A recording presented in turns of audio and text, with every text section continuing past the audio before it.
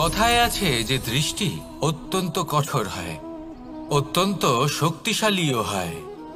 কথায় আছে যে কারোর উপর যদি কুদৃষ্টি পড়ে তাহলে তার বিনাশ কেউ আটকাতে পারে না। এই যে কুদৃষ্টি, এর উপাচারও আমাদের কাছে রয়েছে।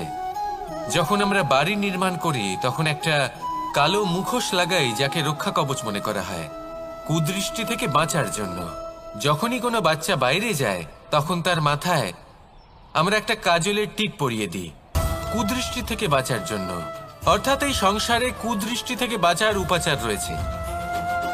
উপাচার যদি কিছু না থেকে থাকে তাহলে তা হলো দৃষ্টিভঙ্গির। যদি আপনার দৃষ্টিভঙ্গি অনুচিত হয় তাহলে আপনার পতন কেউ আটকাতে পারবে না।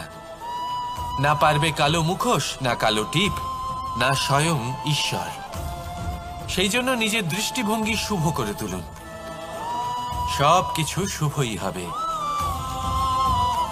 আসুন আমার সাথে ভালোবেসে বলুন, রাধা রাধা। আমাদের জীবনে অত্যন্ত গুরুত্বপূর্ণ একটা আশা বসবাস করে, বিশ্বাসের রূপে। বিশ্বাস যা আমরা ঈশ্বরের ওপর করি, ভাগ্য, প্রারব্ধের ওপর করি, নিয়তির ওপর করি। যখনই ভালো কিছু হয় আমরা বলি এ হলো ঈশ্বরের দয়া। যখন খারাপ কিছু হয় আমরা বলি এ হলো ঈশ্বরের মায়া। কখনো ঈশ্বর বা ভাগ্য বা প্রারব্ধ বা নিয়তি। আপনি নিজে কোথায় তা কখনো ভেবেছেন? আপনি বিশ্বাস করছেন ঈশ্বরের উপর, প্রারব্ধের উপর, কখনো নিজের উপর করেছেন? আমি আপনাকে একটা সহজ কথা বলি, যদি আপনি ঈশ্বরের উপর বিশ্বাস রাখেন, শুধুই ঈশ্বরের উপর বিশ্বাস, তাহলে আপনি সেটাই পাবেন যেটা আপনার ভাগ্যে লেখা রয়েছে। কিন্তু যদি আপনি নিজের উপর বিশ্বাস রাখেন, আত্মবিশ্বাস রাখতে শেখেন, তাহলে ঈশ্বর আর নিয়তি দুজনে মিলে আপনার ভাগ্যে সেটাই লিখবে যা আপনি চাইছেন। তাই মনে রাখবেন, সাফল্যের পথ হলো এই বিশ্বাস। নিজের আত্মবিশ্বাসকে ধরে রাখতে শিখুন, দেখবেন আত্মা প্রসন্নতায় ভরে উঠবে। তাহলে আসুন এই প্রসন্ন ভাব নিয়েই বলুন, রাধা রাধা। সময় একটু একটু করে কেটে যায়,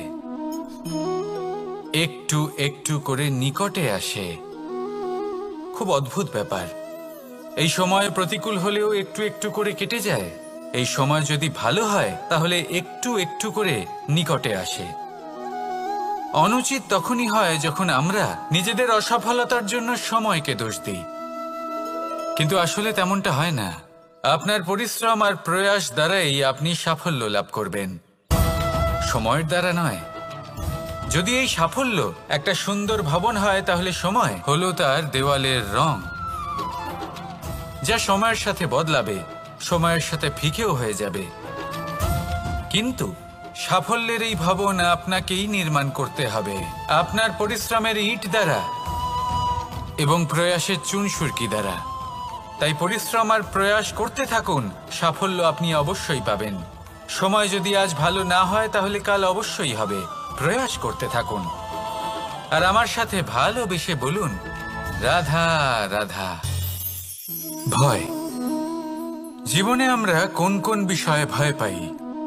কোনো মানুষকে হারানোর ভয়, কোনো মানুষ, কোনো সম্পর্ককে হারানোর ভয়, অর্থহানির ভয়, সময়হানির ভয়। এবার বিষয়টা হলো, এই ভয় কখনো আমাদের কোনো লাভ করে না। এটা সবসময় আমাদের পিছনে ঠেলে আর নিচু স্তরে নামিয়ে দেয়, কখনোই আমাদের উত্থানের কারণ হয় না। তাই জীবনে যদি কোনো ভয়ের কারণ থাকতেই হয় তা শুধুই এটা, যে মানুষের কথা ভাবতে ভাবতে, সম্পর্কগুলিকে হারানোর ভয়, মানুষকে হারানোর ভয়, সবার মন রাখতে রাখতে আপনি যেন নিজেকে, নিজের ভাবনা চিন্তাকে না হারিয়ে ফেলেন। যদি এরকম হয়, যদি সকলের মন রাখতে রাখতে আপনি নিজেই নিজেকে হারিয়ে ফেলেন, নিজের ভাবনা, নিজের লক্ষ্য, নিজের মন্তব্যকে হারিয়ে ফেলেন, তাহলে সংসারে যতই যাই হয়ে যাক না কেন প্রসন্নতা লাভ করবেন না। তাই রক্ষা তাকেই করুন যে আপনাকে রক্ষা করে, আপনার মানসিকতা, আপনার ব্যক্তিত্ব, আপনার লক্ষ্যকে রক্ষা করে। আর যদি কোনো বিষয় ভীত হতে হয়, তবে আপনি যেন নিজের উদ্দেশ্যের থেকে দূরে না চলে যান। তাহলে আসুন আর আমার সাথে ভালোবেসে বলুন, রাধা রাধা।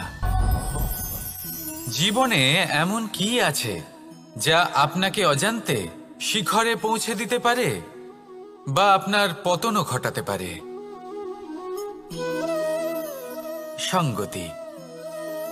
যদি আপনি কোনো শ্রেষ্ঠ ব্যক্তির সঙ্গ লাভ করেন, তাহলে তার শুভ চিন্তা, তার গুণ, তার স্বভাব আপনার মধ্যে চলে আসবে। আপনি আরো শ্রেষ্ঠ হয়ে উঠবেন। আবার সেখানেই যদি আপনি কোনো দুষ্ট ব্যক্তির সঙ্গতি লাভ করেন, কোনো খারাপ মানুষের সঙ্গতি লাভ করেন, তাহলে আপনার শুভ চিন্তা, আপনার গুণ, তা যে কখন আপনার থেকে কেড়ে নেওয়া হবে সেটা আপনি জানতেও পারবেন না। দেখুন, এই সঙ্গতি হলো অত্যন্ত গুরুত্বপূর্ণ। এই সঙ্গতি আপনার নিয়তি নির্ধারণ করে। আপনাকে উদাহরণ দিলে, বৃষ্টির ফোঁটাকে দেখুন। যদি কোনো ফোঁটা গাছের পাতায় এসে পড়ে, তাহলে তা জীবন দান করতে পারে। যদি এমন কোনো ফোঁটা সাপের মুখে এসে পড়ে, তাহলে তা বিষে পরিণত হয়। যেমন সঙ্গ, তেমন নিয়তি। এবার দুর্ভাগ্যের বিষয় হলো এটাই যে বর্ষার ফোঁটা নির্ধারণ করতে পারে না সে কোথায় পড়তে চায়। তার নির্বাচনের ক্ষমতা নেই। কিন্তু আপনি, আপনার কাছে তো বিবেক আছে, আপনি ভাবতে পারেন, চিন্তা করতে পারেন। তাহলে আপনি ভাবুন, আপনি কি এমন সঙ্গ চান যা শ্রেষ্ঠ, নাকি এমন সঙ্গ চান যা অশুভ? নির্বাচন আপনারই। শ্রেষ্ঠ সঙ্গ বাছুন আর আমার সাথে ভালোবেসে বলুন, রাধা রাধা।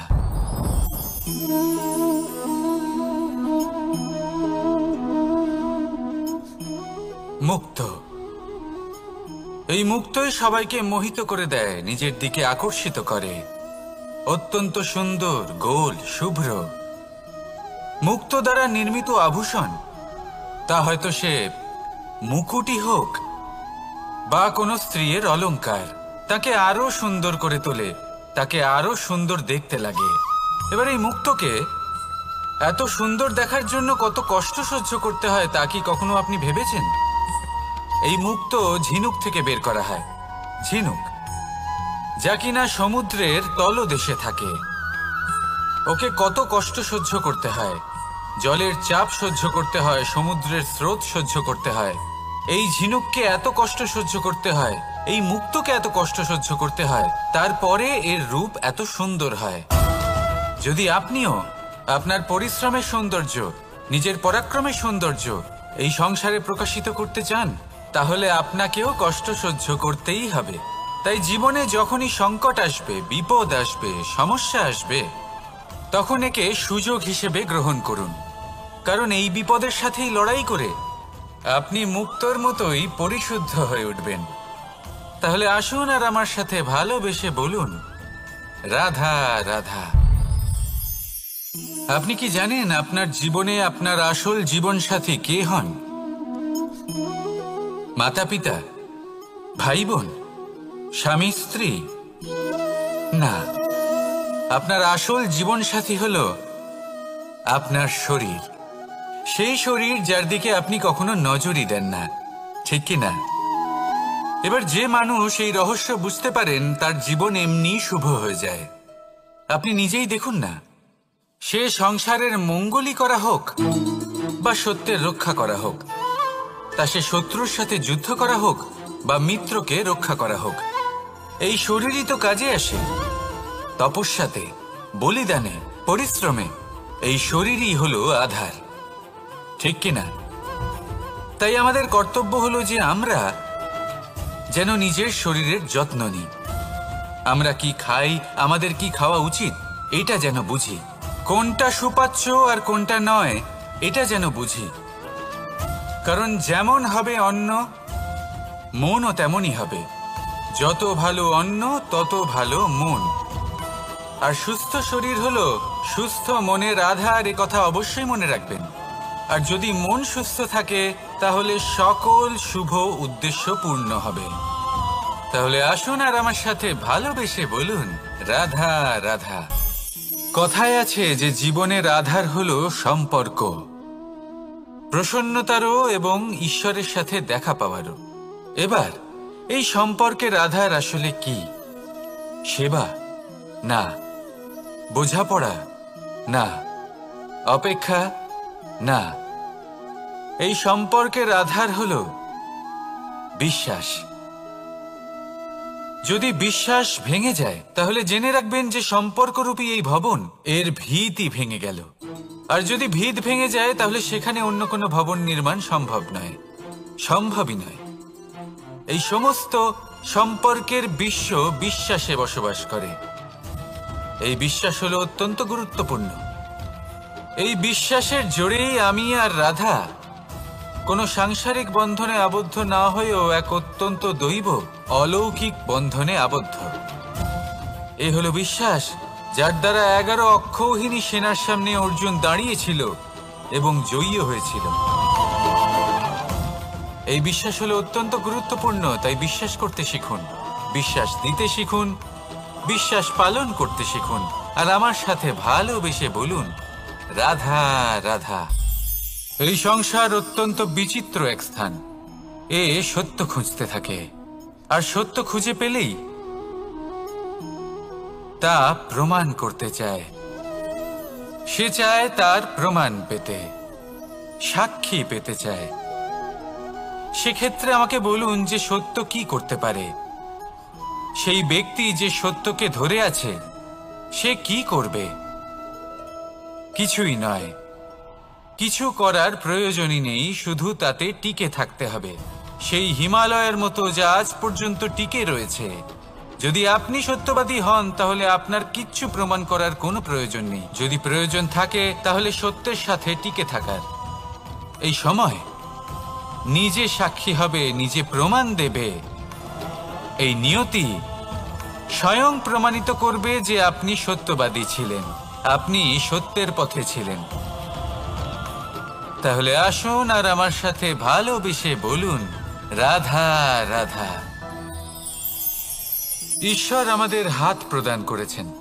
হাত যা জড়ো করা হয় প্রণাম করার জন্য, ঊর্ধ্বগামী হয় প্রার্থনার জন্য। এই হাত যার দ্বারা আমরা খাবার খাই, ফসল উৎপাদন করি। কিন্তু এই হাতের দ্বারা সবথেকে শ্রেষ্ঠ কাজ কি হতে পারে? সেবা। আগে হ্যাঁ, সেই হাত যা সামনে এগিয়ে আসে সেবা করার জন্য, যে সেবা করে তাদের যারা দুঃখে থাকেন, নিরাশ হয়ে থাকেন, যারা সেবা করেন তাদের যারা কিনা দরিদ্র। সেই হাত হলো সব থেকে অধিক মহান।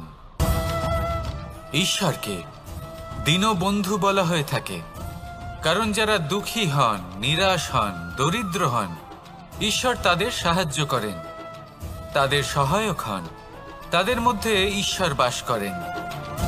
তাই আপনারা যদি এটাই করেন, যারা দুঃখে আছেন, নিরাশ হয়ে আছেন, যাদের সাহায্যের প্রয়োজন রয়েছে, যদি আপনি তাদের সাহায্য করেন, তাহলে আপনি এমন এক চৈতন্য লাভ করবেন যে আপনি তৃপ্ত হয়ে উঠবেন। তাহলে সবার সেবা করুন আর আমার সাথে ভালোবেসে বলুন, রাধা রাধা। আজ আমার কাছে একটা হাতুড়ি রয়েছে। অত্যন্ত শক্তিশালী হলো এই হাতুড়ি। এই হাতুড়ি দিয়ে প্রহার করে একটা গরম লোহাকে আপনি সুন্দর অস্ত্রে পরিণত করতে পারবেন। এই হাতুড়ি দিয়েই প্রহার করতে করতে একটা অত্যন্ত বড় পর্বত ভেঙে আপনি ওখানে একটা নতুন পথ নির্মাণ করতে পারবেন। এই হাতুড়ির স্বল্প আঘাতেই আপনি প্রসাধনের জন্য সুন্দর সুন্দর আভূষণ বানাতে পারবেন। কিন্তু যদি কোনো সুন্দর বাড়ি দেখতে পান আর তার ভিতে আপনি যদি এই হাতুড়ি দিয়ে প্রহার করেন, তাহলে তার বিনাশ হয়ে যাবে। এমনই কিছু হয় প্রেমের ক্ষেত্রেও। তা এতটা শক্তিশালী হয় যা সৃজন করে, কিন্তু সর্বনাশও এ করতে পারে। সবকিছুই নির্ভর করছে আপনার উদ্দেশ্যের উপর। এই উদ্দেশ্যকে শুভ রাখুন আর ভালোবাসার উপর একটু নিয়ন্ত্রণ রাখতে শিখুন, যেন এমন না হয় যে আপনি সৃজন করতে গেলেন কিন্তু সর্বনাশ করে বসলেন। আসুন আর আমার সাথে ভালোবেসে বলুন, রাধা রাধা। এই প্রেম যতটাই সরল ঠিক ততটাই জটিল হয়। এই প্রেমের দুই রূপ হয়, সবলতা আর দুর্বলতা। নির্বাচন হলো আপনার। এবার যদি একটা উদাহরণ দিয়ে আপনাকে বোঝাই, তাহলে মাতা পিতাকে দেখুন। মাতা পিতা সন্তানকে কখনো কখনো এত স্নেহ দিয়ে ফেলেন যে তাকে বাইরে কোথাও যেতেই দেন না, আর তার ফলে সন্তান এতটাই দুর্বল হয়ে পড়ে যে এমনও হয় তারা সারা জীবন বাড়িতেই বসে থাকে। এবার যদি এই মাতা পিতাই এই ভালোবাসায় সাহস জুগিয়ে দেন, সেই সন্তানকে বলে দেন যে যাও, এই সংসারকে অনুভব করো, নিজের প্রারব্ধ নিজেই রচনা করো, এই সংসারে সব থেকে শ্রেষ্ঠ হয়ে দেখাও, সব থেকে উঁচুতে উঠে দেখাও, তাহলে সন্তান অবশ্যই এটা করে দেখাতে পারে। এবার আপনি নিজের প্রেমের দ্বারা আপনজনদের দুর্বল করবেন নাকি তাদের সবল করবেন, সিদ্ধান্ত আপনারই। আসুন আর আমার সাথে ভালোবেসে বলুন, রাধা রাধা। মানুষ বলেন প্রেমে অনেক শক্তি আছে, আর এটা সত্যিও বটে। প্রেমে এতটাই শক্তি থাকে যে শত্রুতার বড় বড় স্তম্ভকেও এত সহজে ফেলে দিতে পারে। কিন্তু আপনি দেখে থাকবেন, যারা অধিক শক্তিশালী হন তারা দুই ধার সম্পন্ন তরোয়ালের মতো হন। কারণ এই প্রেম যদি আচরণে থাকে, মনে থাকে, বিচার বুদ্ধিতে থাকে, তাহলে তা শুভ হয়। এই প্রেম সৃজন করে। কিন্তু প্রেম যদি ব্যবসার অঙ্গ হয়, যদি এই প্রেমের ব্যবহার নিজের স্বার্থ, নিজের অহংকারের জন্য করা হয়, তাহলে তা সংসারের বিনাশ ঘটাতে পারে। রাধা প্রেমের ব্যবহার করেছে শাম্বের কারণে, আর শাম্ব সেই প্রেমের ব্যবহার করেছে নিজের অহংকার, নিজের স্বার্থ সিদ্ধির জন্য। শেষ পর্যন্ত ক্ষতি শাম্বের হলো না, হলো প্রেমের। তাই মনের মধ্যে প্রেম ভাব অবশ্যই রাখুন, নিজের আচরণেও প্রেম ভাব বজায় রাখুন, কিন্তু সতর্কও থাকবেন আপনার এই প্রেম, একে নিয়ে কেউ ব্যবসা না করে ফেলেন। আসুন আর এই ভালোবাসার সাথেই বলুন, রাধা রাধা। সত্য, এই সত্য আসলে কি? কেউ বলবেন যা অসত্য নয় তাই হলো সত্য, কেউ বলবেন সেটা যার ভিত্তিতে আমরা বেঁচে আছি তাই হলো সত্য। কিন্তু সত্য আসলে কি? তার থেকেও বেশি গুরুত্বপূর্ণ হলো এটা বুঝতে পারা যে সত্যের ব্যবহার কিভাবে করা উচিত। যদি আপনার কাছে সত্য থাকে বা আপনি সত্য জেনে থাকেন আর আপনি তার ব্যবহার করেন, সদ্ব্যবহার করেন সংসারের জন্য, তাহলে আপনি এই সমস্ত সংসারের অনেক ঊর্ধ্বে চলে যাবেন। কিন্তু যদি আপনি সত্য জানেন আর তার দুর্ব্যবহার করেন, তাহলে আপনি সমস্ত সংসারের পক্ষে ক্ষতিকারক হয়ে উঠতে পারেন। তাই মনে রাখবেন, সত্য যতটাই কোমল, অর্ধ সত্য হলো ততটাই কঠোর। এই অর্ধসত্য সমস্ত সংসারের বিনাশ ঘটাতে পারে। সেই জন্য জীবনে সত্যের বিষয়ে সম্পূর্ণ সত্য জানতে শিখুন, এ হলো অত্যন্ত গুরুত্বপূর্ণ। এই সত্য তার নিজস্ব দাবি হলো আপনি সাবধানে থাকুন। তাহলে আসুন আর আমার সাথে ভালোবেসে বলুন, রাধা রাধা।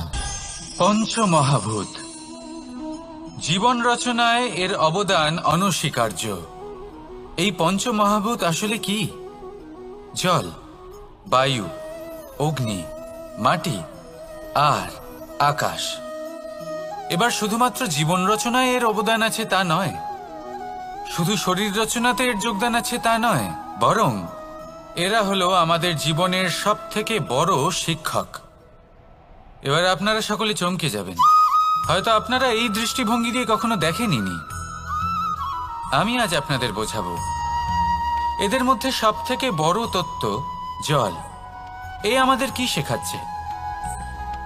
এই জল, এর নামই হলো জল, কিন্তু এ কখনোই আমাদের জ্বালায় না, আমাদের জ্বলনের কারণ হয় না। তাহলে কি করে? আমাদের তৃষ্ণা মেটায়, আমাদের শীতলতা প্রদান করে, জীবন দান করে। এর দ্বারা আমরা কি শিক্ষা লাভ করি? যে আপনার উৎপত্তি যেখান থেকেই হোক না কেন, আপনি যেখানেই জন্মগ্রহণ করুন না কেন, আপনার কর্ম সর্বদা শ্রেষ্ঠ হওয়া উচিত। আপনি জলকে যে কোনো পাত্রে রাখুন না কেন, সে সেই অনুসারেই নিজের আকার ধারণ করে নেয়। এর দ্বারা আমরা কি শিক্ষা পাই? এই শিক্ষাই পাই যে যে কোনো পরিস্থিতিতেই নিজেদের মানিয়ে নিতে হবে, নিজেকে সেরকম করে নিতে হবে।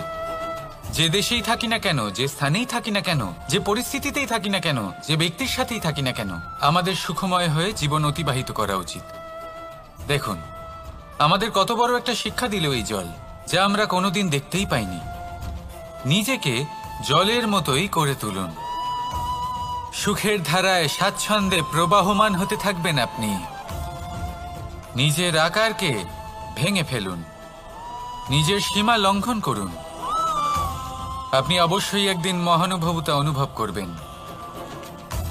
তাহলে আসুন আর আমার সাথে ভালোবেসে বলুন, রাধা রাধা। জীবনের পঞ্চমহাভূতের দ্বিতীয় তত্ত্ব হল মাটি, ভূমি, ধরা, যে ধারণ করে, যা আমাদের সকলকে ধারণ করে, ভালো হোক বা মন্দ, নিজের কর্তব্য পালন করে। আর এটাই শিক্ষা আমাদের জন্য। আমাদেরকেও আমাদের সকল কর্তব্য পালন করতে হবে, তা সে আমাদের নিজেদের প্রতি হোক, আমাদের পরিবারের প্রতি হোক, সমাজের প্রতি হোক বা ঈশ্বরের প্রতি। এই শিক্ষা আমাদের মাটি দিয়ে থাকে। এ আমাদের পদতলে পিষ্ট হয়েও তার বদলে আমাদের বনস্পতি প্রদান করে। অগ্রসর হতে পদক্ষেপ নেওয়ার সময় আমরা পা দিয়েই ধরিত্রীকে পিছনে ঠেলি, কিন্তু এই মাটি আমাদের ঘৃণা করে না। সে আমাদের পরবর্তী পদক্ষেপের জন্য অপেক্ষা করে আর স্বাগত জানায়। আর হয়তো সেই জন্যই এই ধরাকে আমরা ধরিত্রী মাতা বলে থাকি। আর তাই এই পদবী, এই সম্মান, এই ভালোবাসা, এর আকার বা এর ভারের জন্য একে প্রদান করা হয় না, প্রদান করা হয় এর স্বভাবের কারণে। আপনিও যদি ধরিত্রীর মতো হতে পারেন, যদি আপনিও নিজের সকল কর্তব্য পালন করেন, বিশ্বাসের সাথে তা স্বীকার করে নিতে পারেন, যদি অন্য কারোর সাফল্যেও আপনি প্রসন্ন হতে শিখতে পারেন, যদি আপনি একটু কষ্ট সহ্য করে অন্য কাউকে প্রসন্নতা প্রদান বা অন্য কাউকে সেবা করতে পারেন, তাহলে আপনিও মাটির মতোই মহান হয়ে উঠতে পারবেন। তাহলে আসুন আর আমার সাথে ভালোবেসে বলুন, রাধা রাধা। জীবনের পঞ্চমহাভূতের মধ্যে একটা তত্ত্ব হল বায়ু। বায়ু যাকে কিনা দেখা যায় না, বরং তাকে কিন্তু আমরা অনুভব করতে পারি। আর একে সব থেকে বেশি অনুভব করতে পারি তখন যখন বায়ু কম থাকে। বায়ু যদি লুপ্ত হয়ে যায়, তাহলে তখনই আমরা বুঝতে পারি যে বায়ু তো নেই, এ তো সমস্যার ব্যাপার। এবার এই বায়ু দ্বারা আমরা কি শিক্ষা পাই? এই বায়ু আমাদের এই শিক্ষা দেয় যে আমাদের কখনোই অহংকার করা উচিত নয়। আমরা সকলেই কখনো না কখনো চাই যে আমাদের শ্রেষ্ঠতা, আমাদের যোগ্যতা, আমাদের মাহাত্ম্য এই সংসার বুঝতে পারুক। আর নিজের মাহাত্ম্য প্রমাণ করার জন্য শক্তি দেখানোর কোনো প্রয়োজন নেই। কারণ যখন কোনো ব্যক্তি, এই সমাজ, এই সংসার আপনাকে নিজের থেকে দূরে করে দেবে, আপনার থেকে দূরে চলে যাবে, তখন আপনার মাহাত্ম্য কি তার আভাস সে নিজে থেকেই অবশ্যই পেয়ে যাবে। আপনার কিছুই করার প্রয়োজন নেই। বায়ুর মতো হয়ে উঠুন। বায়ু যার কিনা কোনো ভার নেই, কিন্তু যখন সময় আসে, যখন সে তুফানের রূপ নেয়, তখন অত্যন্ত বড় বড় বিধ্বংসী কাজ সে করে ফেলে। আর তখন এর শক্তির কোনো তুলনাই হয় না। বায়ু যে নিজের সঞ্চালন দ্বারা পৃথিবীকে প্রাণ দেয়, নিজের পরিবহন দ্বারা এই মেঘ সৃষ্টি করে, এই ধরিত্রীর তৃষ্ণা নিবারণ করে। বায়ুর মতো যদি আপনি হয়ে উঠতে পারেন, তাহলে হালকা হয়ে যাবেন, ওপরে উঠতে পারবেন এই সংসার, এই ভৌতিকতা, এই মোহ মায়া থেকে। আর তখন আপনি বুঝতে পারবেন যে প্রেম কাকে বলে। তখন আপনি বুঝবেন যে দান করাই হলো জীবন। তাহলে আসুন আর আমার সাথে ভালোবেসে বলুন, রাধা রাধা। জীবনের পঞ্চমহাভূতের মধ্যে একটা তত্ত্ব হলো আকাশ। আকাশ যা কিনা নিরাকার, যার কোনো আকার নেই। আকাশ যা হলো অনন্ত। আর আমাদের সবসময় মনে হয় যে এই আকাশ আমাদের সাথে জড়িয়ে রয়েছে। কেন? এবার এই আকাশ আমাদের জন্য কি না করে। আকাশ আমাদের ওড়বার স্বাধীনতা দেয়। আকাশ মেঘকে ধারণ করে যাতে আমাদের তৃষ্ণা মিটতে পারে। এই আকাশ সূর্য এবং চন্দ্রকে তার যথাস্থান দেয় যাতে আমরা প্রকাশও পেতে পারি, আবার অন্ধকারও, যাতে আমাদের জীবনে সামঞ্জস্য বজায় থাকে। আকাশের থেকে অনেক কিছুই শেখার রয়েছে। যদি আমরাও আকাশের মতো হতে পারি, আমাদের আপনজনদের সেই স্বাধীনতা দিতে পারি যাতে তারা উঠতে পারেন, যাতে তারা নিজেদের স্বপ্ন পূরণ করতে পারেন, যার ফলে তারা নিজেরাই এই জীবনকে অনুভব করতে পারেন, নিজের পায়ে দাঁড়াতে পারেন, তাহলে ভাবুন আমাদের অস্তিত্ব কতটা বড় হয়ে যাবে। যদি আপনি আকাশের মতো হতে পারেন, তাহলে আপনিও আকাশের মতোই অনন্ত হয়ে উঠবেন। তাহলে আসুন আর আমার সাথে ভালোবেসে বলুন, রাধা রাধা। পঞ্চমহাতত্ত্ব, পঞ্চমহাভূত, এদের বিষয়ে আমি আপনাদের সবকিছুই বলে দিয়েছি। কেন? এরা আমাদের জীবনের সব থেকে বড় শিক্ষক। আর এদের থেকে আমরা কি শিক্ষা পাই? নিশ্চিত রূপে এই পঞ্চমহাতত্ত্ব আমাদের দেহের নির্মাণ করে, কিন্তু একটা ষষ্ঠ মহাতত্ত্ব রয়েছে,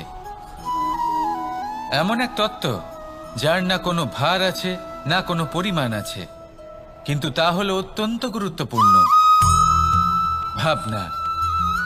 কেউ একে আত্মা বলে, কেউ একে বিবেক বলে, কেউ একে প্রাণ বলে, আর কেউ বলে চেতনা। এবার এই চেতনা যখন পঞ্চমহাতত্ত্বের সাথে জুড়ে যায়, এক হয়ে যায়, তখন মানুষের জীবনের নির্মাণ হয়। এবার আপনার দেহের নির্মাণ জন্ম থেকেই পঞ্চমহাতত্ত্ব করে দেয়, কিন্তু এই ভাবনা, এই চেতনা, একে আপনি নিজেই এগিয়ে নিয়ে যেতে পারেন। একে দিশা দেখাতে হবে, এর বিকাশ আপনাকেই করতে হবে। কিভাবে? তা আপনার উপর নির্ভর করছে। আপনি এর সদ্ব্যবহারও করতে পারেন, দুর্ব্যবহারও করতে পারেন। এমন এক দিশা দিতে পারেন, এমন সদ্ব্যবহার করতে পারেন যে আপনি নিজেই কোনোদিন ভগবত গীতার জ্ঞান দিলেন। এমন দুর্ব্যবহার করতে পারেন, এমন দিশাও দিতে পারেন যে আপনি হয়তো শকুনের মতোই মহাভারত রচনা করলেন। এই চয়ন আপনারই। শুধু এই চেতনার শুদ্ধতার দিকে বিশেষ নজর রাখতে হবে। যদি এই চেতনা শুদ্ধ হয়, তাহলে প্রেম থাকবে, আর যদি এই চেতনা অশুদ্ধ হয়, তাহলে বিদ্বেষ হবে। আর আমার মতে সুখ এবং শান্তি প্রেমের দ্বারাই লাভ হবে, বিদ্বেষ দ্বারা নয়। তাহলে আসুন আর আমার সাথে ভালোবেসে বলুন, রাধা রাধা। জীবনের পঞ্চমহাতত্ত্বের মধ্যে পঞ্চম তত্ত্ব অগ্নি। অগ্নি যা জ্বালাতে সাহায্য করে, কিন্তু তা উত্তাপও প্রদান করে। নিশ্চিত রূপে অগ্নি আমাদের জ্বালিয়ে দিতে পারে, কিন্তু আপনি কি কখনো এটা ভেবে দেখেছেন যে আগুন, তাকে নিজেকে কতটা জ্বলতে হয়, তাকে নিজেকে কতটা তাপ সহ্য করতে হয়? ও নিজে জ্বলে আমাদের উত্তাপ প্রদান করার জন্য, ও নিজে জ্বলে আমাদের ঊর্জা দেবার জন্য, আমাদের আলো দেবার জন্য, অন্ধকারে পথ দেখানোর জন্য, শত্রুর সাথে মোকাবিলা করার জন্য আমাদের সাহায্য করে, নিজে জ্বলে। যখন আমরা কোনো দেবতার জন্য যজ্ঞ করি, তখন দেবতার ভোজন গ্রহণ করার নিমিত্ত হয় এই অগ্নি। কত কিছু ওকে সহ্য করতে হয় আমাদের এত কিছু দেবার জন্য। আপনিও আগুনের মতো হয়ে উঠুন, নিজে কষ্ট সহ্য করুন অন্যকে সাহায্য করার জন্য, তাদের জীবন উদ্ধার করার জন্য, নিজের প্রিয়জনের জন্য, নিজের পরিবারের জন্য, নিজের মাতা পিতার জন্য, এই সমাজের জন্য। নিজে কষ্ট সহ্য করুন, প্রকাশের কেন্দ্রবিন্দু হয়ে উঠুন, আর সকলকে পথ প্রদর্শন করুন, সবাইকে পথ দেখান। যেদিন আপনি আগুনের মতো হয়ে উঠবেন, সেই দিন ঠিক যেমন অগ্নিকে পুজো করা হয়, আপনিও সেইভাবে পূজনীয় হয়ে উঠবেন। যেমন সকল শুভকর্মে, সকল যজ্ঞে, সকল পুজোতে অগ্নিকে স্মরণ করা হয়, সেইভাবেই সকল শুভকর্মে আপনাকেও স্মরণ করা হবে। আর যেদিন আপনি এরকম হয়ে উঠবেন, সেই দিন জীবনের বাস্তব মর্ম কি আপনি তা বুঝতে পারবেন। তাহলে আসুন আর আমার সাথে ভালোবেসে বলুন, রাধা রাধা। এটা সেই ফল যেটা গাছের সবচেয়ে উঁচু ডালে পাওয়া যায়, কিন্তু যখন এটা খসে পড়ে, তখন এটা আকাশের দিকে যায় না যা ওপরে আছে, সে যায় সেই ভূমির দিকে যে নিচ থেকে তার দিকে তাকিয়ে থাকে। কেন? কারণ এই ফলের নিজের উচ্চতার ধারণা মাটির থেকে নিজের দূরত্ব দেখে হয়। এই ব্যাপারটাই আমাদের মানুষের জন্যও খাটে। যদি আপনি সম্পন্ন হন, তাহলে তাদের সাহায্য অবশ্যই করবেন যাদের সামর্থ্য আপনার থেকে কম, যাদের সাহায্যের অত্যন্ত প্রয়োজন। আপনার সামর্থ্য বেশি কারণ তাদের আপনার থেকে সামর্থ্য কম। দেখুন, জীবনে আনন্দ শুধু বড় হওয়ায় নয়, বরং তাদের সাহায্য করেও আছে যারা কোনো কারণবশত আপনার থেকে নিচে রয়ে গেছেন। আর যখন একটা ফল এই কথাটা বুঝতে পারে, তখন আপনি নয় কেন? রাধা রাধা। সময় বড়ই বিচিত্র অনুভব দেয়। যখন অপেক্ষা করছেন তখন অনেক লম্বা হয়ে যায়। প্রতিটা মুহূর্ত একটা গোটা দিনের মতো মনে হয়। ঠিক সেইভাবেই যদি কোথাও যেতে দেরি হয়, তখন সময় দৌড়তে থাকে। প্রসন্নতায় বয়ে যায় আর নিরাশায় থমকে যায়। আপনদের সাথে থাকলে সময়ের খেয়ালই থাকে না। শত্রুদের সাথে থাকলে সেই সময়ই খারাপ হয়ে যায়। কিন্তু এটাই কি সত্যি বাস্তব? না, সময় তো সময়ই হয়, নিজের গতিতেই চলে সে। শুধু সেই গতির আভাস আমাদের মানসিক অবস্থা অনুযায়ী বদলে যেতে থাকে। তাই এই সমস্যা সময়ের নয়, আমাদের মানসিকতা। তাই নিজেকে খুশি রাখুন, অন্যদেরও খুশি রাখুন। আগের সমস্ত ঘটনা ভুলে যান আর একটা উজ্জ্বল ভবিষ্যতের দিকে অগ্রসর হন। সময় সবসময় ভালোই লাগবে। প্রেম করুন সবার সাথে, সময় সবসময় সুখেই কাটবে। রাধা রাধা। অগ্নি জীবনে খুব মহত্বপূর্ণ হয়। এই অগ্নি উজ্জ্বলতা হয়ে আমাদের জীবিত রাখে। কিন্তু ভাবুন, যদি এই উজ্জ্বলতা ক্রোধের অগ্নি হয়ে দিকভ্রষ্ট হয়, তাহলে কি হবে? একটা ছোট পাতা দিয়ে শুরু করে গোটা বনকে ছারখার করে দিতে পারে। ঠিক সেরকমই মানুষের ক্রোধের আগুনও অন্যদের তো ভস্ম করেই, কিন্তু তার পূর্বে স্বয়ং নিজেকেই ভস্ম করে দেয়। তাহলে কি করা যায়? কি করে নিয়ন্ত্রণ করা যায় তাকে? উত্তর হলো, তাতে জল ঢেলে দিয়ে জলের মতো বইতে দিন একে। ঠিক সেইভাবে যেমন সূর্য নিজের অগ্নিকে তেজ বানিয়ে আপনার কাছে পৌঁছে দেয়। এটাই পার্থক্য সূর্যের অগ্নি আর ক্রোধের অগ্নির মধ্যে। সূর্যের অগ্নি বিচ্ছুরিত হয়ে প্রতিফলিত হয়ে আসে, আর সেই জন্যই তাকে তেজ বলা হয়। অন্যদিকে আমাদের ক্রোধের আগুনের কোনো সীমাই থাকে না। তাহলে নিজের অন্তরের শক্তিকে ক্রোধের আগুন বানিয়ে জ্বালাতে চান, নাকি উজ্জ্বলতা বানিয়ে বিস্তারিত করতে চান? সিদ্ধান্ত আপনার। রাধা রাধা। এই সংসার অনেকটাই বড়, আর আমরা তার কাছে অত্যন্ত নগণ্য। এই সংসারে এমন অনেক মানুষ পাওয়া যায় যারা বোঝান যে এই সংসারটা কতটা বড়, কতটা অদ্ভুত, কতটা সুন্দর। আর এই সংসার রচনা করে পরমেশ্বর কত মহান এক কাজ করেছেন।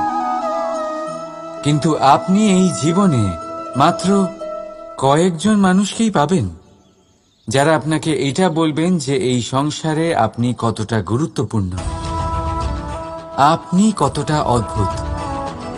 যদি আপনি তাদের সাথে থাকেন, তাহলে তারা নতুন কিছু সৃষ্টি করতে পারেন, এই সংসারকে আরো কতটা পবিত্র করতে পারেন।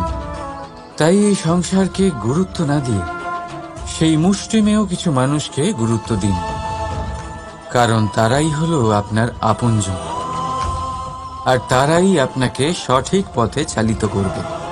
মানুষকে তো বর্ষার স্রোতও বয়ে নিয়ে যেতে পারে, তাকে সাগরও ডুবিয়ে দিতে পারে, কিন্তু গঙ্গা জল সবচেয়ে বেশি শুদ্ধ, কারণ তার কয়েক ফোঁটা মানুষকে মুক্ত করে দেয়। রাধা রাধা। এ হলো একটা পাতলা সুতো। ভাবছি যদি এটা দিয়ে আমি পোশাক বানাই তাহলে নিজের জন্য কত সুন্দর একটা পোশাক বানাতে পারবো। কিন্তু যদি এটা আমি... চিন্তা করবেন না,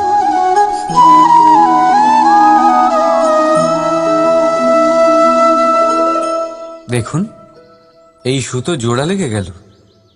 শুধু পার্থক্য হচ্ছে এটাই যে আগের মতো এটা আর সরল নেই, আর এটার দৈর্ঘ্য আগের থেকে কিছুটা কমে গেছে। এই সংসারে প্রেমের সাথেও ঠিক এটাই হতে পারে। প্রেমের এই সুতো যা দুই মানুষকে একসাথে বেঁধে রাখে, অহংকার আর স্বার্থের আঘাত সে সহ্য করতে পারে না, ছিঁড়ে যায়। চেষ্টা করলে আবার এই সম্পর্ক হয়তো জোড়া লাগতে পারে, কিন্তু তা আগের মতো কখনোই থাকে না, কারণ মনে গিট পড়ে যায়। সেই জন্য প্রেমকে স্নেহের সাথে সামলে রাখুন, অহংকার আর স্বার্থের থেকে দূরে থাকুন। রাধা রাধা। আগুন কি করে? জ্বালায়।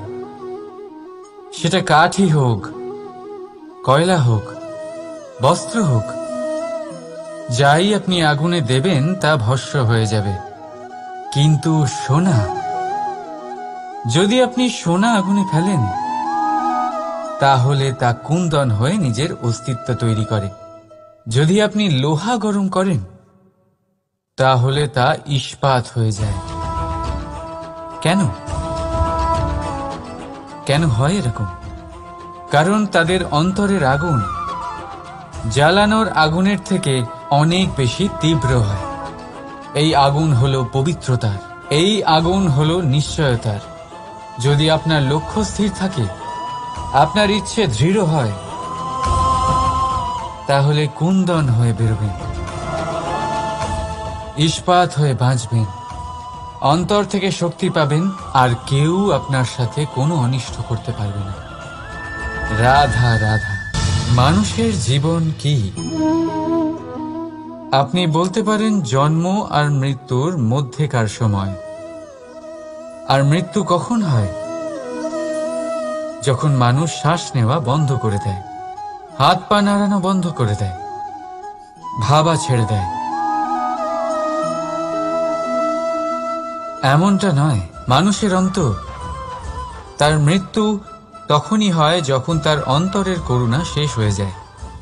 করুণা সেই ভাব যা মানুষকে মানুষ করে তোলে, যা এক মানুষকে আরেক মানুষের কষ্টে তার প্রয়োজনীয়তা অনুভব করে, আর সেটাই তাকে শক্তি দেয় অন্য কাউকে সহায়তা করার জন্য, তাকে পাত্র করে এই সৃষ্টির নিয়ন্তা হবার জন্য। দেখুন, এই সংসারে মৃত্যু কেবলমাত্র একবারই হয়, তাই তার আগে কেন মরব? এই করুণাকে কেন মারব? নিজের মনুষ্যত্ব বজায় রাখুন, মৃত্যুর পরেও আপনি জীবিত থাকবেন। রাধা রাধা। এটা হলো সূচ, আর এটা হলো তলোয়ার। এবারে আপনারা বলুন, আপনাদের দৃষ্টিকোণ থেকে এই দুই বস্তুর মধ্যে কোনটা বেশি শক্তিশালী আর গুরুত্বপূর্ণ হতে পারে? আপনি বলবেন তলোয়ারই সবচেয়ে শক্তিশালী বা গুরুত্বপূর্ণ। আচ্ছা, মানলাম যে তলোয়ার বেশি ভারী হয়। তলোয়ার আপনাকে যুদ্ধে বিজয়ী করে, যুদ্ধে শত্রুর বিনাশ করে, কিন্তু তলোয়ার দিয়ে আপনি কখনো আপনার বস্ত্র সেলাই করতে পারবেন না। যদি আপনার পায়ে কাঁটা ফুটে যায়, তা আপনি তলোয়ার দিয়ে বের করতে পারবেন না। আপনাকে সূচের ব্যবহার করতেই হবে। এবারে বলুন, তলোয়ার পেয়ে যাওয়ার পরে এইভাবে সূচকে হারিয়ে ফেলা কি ঠিক হবে?